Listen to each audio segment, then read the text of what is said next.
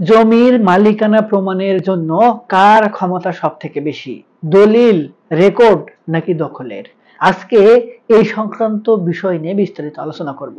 সুপ্রিয় ভিউয়ার্স, ভিডিওটি অত্যন্ত গুরুত্বপূর্ণ, তাই প্রথম থেকে শেষ পর্যন্ত মনোযোগ সহকারে দেখতে হবে, তাছাড়া কিন্তু কিছুই বুঝতে পারবেন না। আর দেখার পর যদি ভালো লাগে, আরো কোনো ভিডিও দেখার আগ্রহ জন্মায়, তাহলে আমাদের চ্যানেলটি সাবস্ক্রাইব করে রাখতে পারেন। আর পরবর্তীতে নতুন কোনো ভিডিওর নোটিফিকেশন পেতে সাবস্ক্রাইব বাটনের পাশের বেল আইকনটি চেপে দিয়ে রাখবেন। আসসালামু আলাইকুম।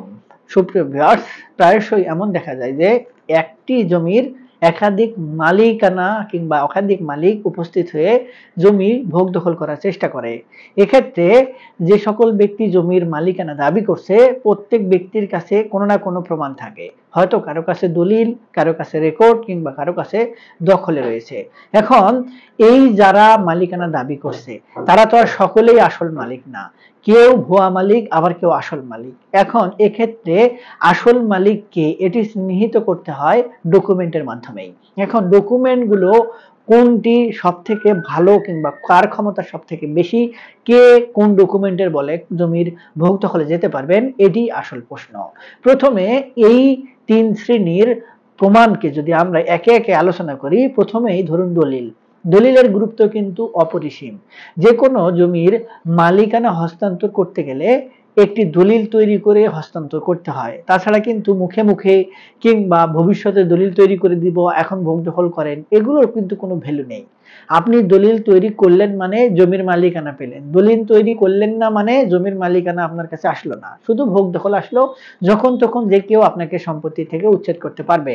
এখন ধরুন দলিল তৈরি করলেন, শুধু তৈরি করলেই হবে না, দলিলটি আবার পরবর্তীতে কিছু নির্দিষ্ট নিয়ম মেনে কিংবা আইনের যে বিষয়গুলো আছে সেগুলো ফলো করার মাধ্যমে সাব রেজিস্ট্রি অফিসে সেই দলিলটি রেজিস্ট্রেশন সম্পন্ন করতে হবে। তাহলেই কেবল ওই দলিলের গ্রহণযোগ্যতা থাকবে। এমন যদি হয় আপনি দলিল তৈরি করেছেন এবং জমির ভোগ দখলেও গেছেন, কিন্তু দলিলটি রেজিস্ট্রেশন করেন নাই, পরবর্তীতে যদি ওই একই জমি অন্য ব্যক্তির কাছে হস্তান্তর করে দলিল তৈরি করে দেওয়া হয় এবং সেই দলিলটি আবার রেজিস্ট্রেশন করে দেওয়া হয়, তাহলে ওই রেজিস্ট্রেশনের বলে পরে তৈরি হওয়া দলিল হলেও আপনি কিন্তু জমির ভোগ দখল ছাড়তে বাধ্য এবং ওই ব্যক্তি জমির ভোগ দখল পাবে। এখন তাহলে বুঝছেন দলিলের গুরুত্ব কিন্তু এরূপ। আবার আরেকটি ক্ষেত্রে যে দলিল দাতা, সেই দাতাকে অবশ্যই জমির মালিক হতে হবে। তিনি যদি বন্ধক নেন, লিজ নেন কিংবা জবরদখল করেন, অর্পিত সম্পত্তি ভোগ দখল করেন, সরকারি কোনো সম্পত্তি নিজের মালিকানায় রেখে অন্য ব্যক্তিকে মালিক হিসেবে পরিচয় দিয়ে জমিটি বিক্রয় করে দেন কিংবা হস্তান্তর করে দেন, সেক্ষেত্রেও কিন্তু দলিলের কোনো গ্রহণযোগ্যতা থাকে না। অবশ্যই আসল মালিক অর্থাৎ যে জমিটি হস্তান্তর করা হচ্ছে সেই দলিলটি যে ব্যক্তি হস্তান্তর করে দিচ্ছেন সেই ব্যক্তির মালিকানায় থাকতে হবে, তিনি বৈধ মালিক হতে হবে। ওই দলিলটি যতদিন পর্যন্ত আমরা খোঁজ নিয়ে জানতে পারি, অর্থাৎ 25 বছরের যে তফসিল দেখি, সেই তফসিল অনুযায়ী তাকে মালিকানা অবশ্যই প্রমাণ করতে হবে আইনগত বৈধ প্রক্রিয়ায়, তবেই কিন্তু আপনি দলিল বলে সম্পত্তির মালিকানা লাভ করবেন। এক্ষেত্রে ওই জমিতে যদি অন্য কোনো ব্যক্তি দখলে থাকে কিংবা অন্য ব্যক্তির নামে রেকর্ডীয় খতিয়ান থাকে, তারপরেও কিন্তু জমির মালিকানা তার টিকবে না। অনেকভাবেই জমির রেকর্ড তৈরি করা যায়, ভোগ দখল সূত্রে, জবরদখল সূত্রে, 2 নম্বরই পন্থা, তার টাকা পয়সা ব্যবহার করে ভূমি অফিস থেকে কিন্তু নামজারি করে রেকর্ড সংশোধন করা যায়। কিন্তু সম্পত্তি হস্তান্তরের যে প্রধান মাধ্যম দলিল, এটি যদি না থাকে তাহলে কিন্তু ওই জমির মালিকানা অন্য কোনো ভাবে অর্জন করার সুযোগ থাকছে না। এই হচ্ছে দলিলের গুরুত্ব। এরপরে আরেকটি ব্যাপার থাকে, সেটি হচ্ছে রেকর্ড খতিয়ান। এই রেকর্ড খতিয়ান দিয়েও জমির মালিকানা অর্জন করা যায়।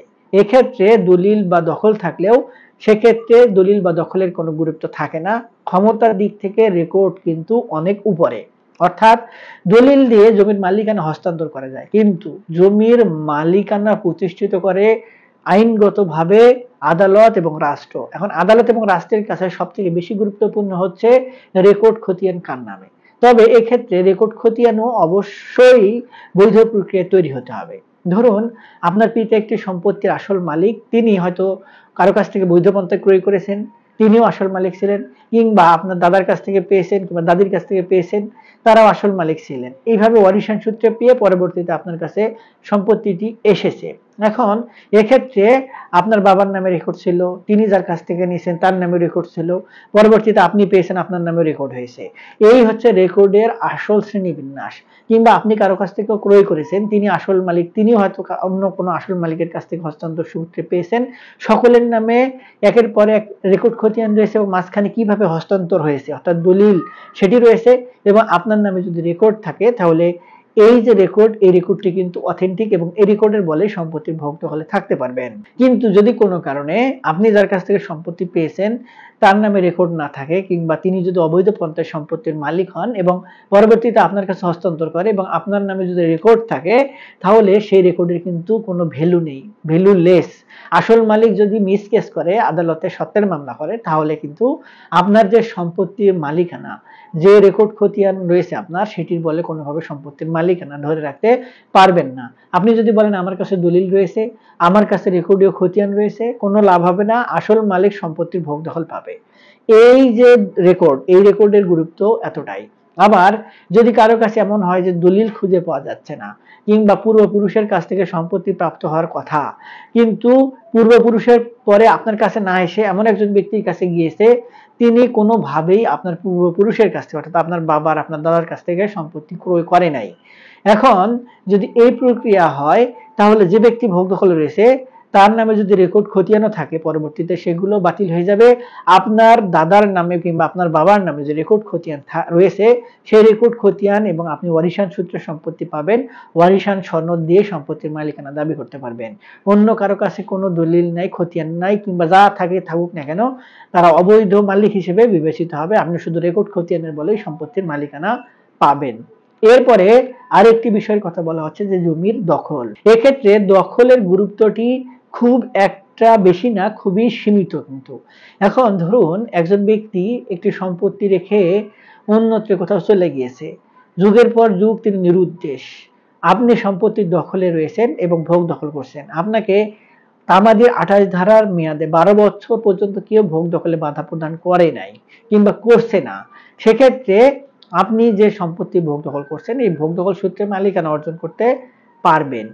আপনাকে শুধু এইটুকু প্রমাণ করতে হবে যে আপনি নিরবিচ্ছিন্নভাবে ভোগ দখল করছেন, অর্থাৎ আপনি যে সম্পত্তি ভোগ দখল করছেন, সেই ভোগ দখলকৃত সম্পত্তি যে আসল মালিক, সেই মালিক কোনোভাবে আপনাকে বাধাগ্রস্ত করে নাই, কিংবা কোনোভাবে আপনাকে বলে নাই সম্পত্তির ভোগ দখল ছেড়ে দিন, কিংবা এমন কোনো ঘটনা ঘটে নাই যেতে বোঝা যায় যে ওই সকল সম্পত্তির সঙ্গে কোনো না কোনো কানেকশন রয়েছে আসল মালিকের।